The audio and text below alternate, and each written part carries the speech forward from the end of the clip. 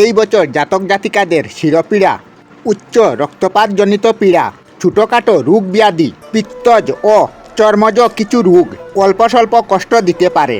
কোনো এক বন্ধু দ্বারা বিশেষভাবে উপকৃত হবেন। পিতার স্বাস্থ্য ভালো হলেও মাতার স্বাস্থ্য ভালো যাবে না। পত্নীর স্বাস্থ্য মোটামুটি থাকবে। দাম্পত্য অমিল হবে। আয় ভালোই হবে।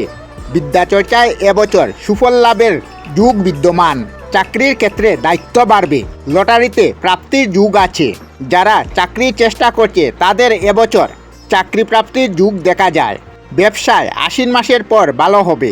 বছরের শেষে গুরুস্থানীয় ব্যক্তি হতে কষ্টলাভ যুগ। প্রয়োজনে অতিরিক্ত ব্যয় হবে। শুভ বার মঙ্গলবার ও বৃহস্পতিবার। শুভ তারিখ 11, 18 ও 30। শুভ সংখ্যা 3, 6 ও 9। শুভ ধাতু সোনা।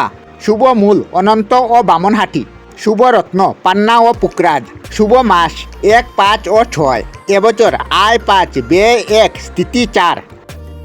আমরা আমাদের চ্যানেলে সব ধরনের ভিডিও আপলোড করি, যেমন ব্লগ, নিউজ, কুকিং ভিডিও, ধার্মিক আলোচনা ইত্যাদি।